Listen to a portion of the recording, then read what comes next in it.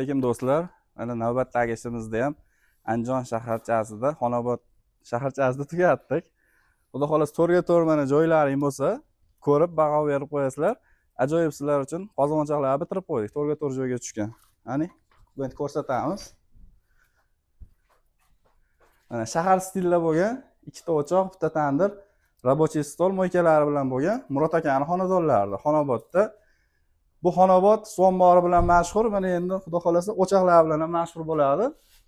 Ko'rib baho berib qo'yasizlar. Mana tutun tortishlari ham, sinash jarayonlari juda ajoyib holatda bo'lyapti. Omad akam bizga mana yordam beryapti. Omad akani tanishtiraman. Mana shu Xonobod shaharchasining nomer 1 interventiv, отделчик, santexnik ustalari.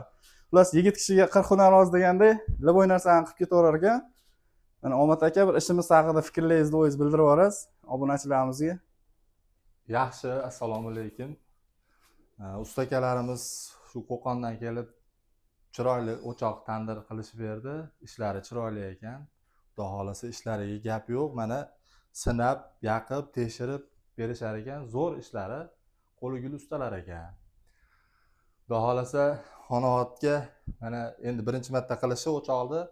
Endi buni bu yog'i xudo xolasa reklama qilamiz, ko'pchilikka tavsiya qilamiz. Ishlari zo'r, qo'li gul ustalar ekan. Chiroyli qilib qilishib beradi.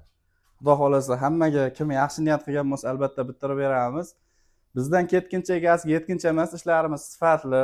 Mana tandirlarimizni ham o'zimiz pishirib, non yopishga tayyor holatga olib kelib qo'ydik. Mana agar bundan tashqari yana mana shunaqa отделка, remont ishlari bo'lsa, Omad akam nomerini qo'yamiz. Telefon qilsalaring Andijon bo'yicha, aka, vodiy bo'yichami? Andijon bo'yicha. Andijon bo'yicha borib, o'zi xizmat qilib, chiroyli qilib, ko'ngillarli qilib bitirib beradi. Xudo xolasa akamning ham ishlari sifatli, hammasiga javob berar ekan. Uyda bo'lasizmi, bo'lmaysizmi, ko'ngildan chiqarib, o'zini uyda qilgandek cho'tka qilib berar ekan. Xudo xolasa mana yana navbatdagi ishlarimizni kuzatib boringlar.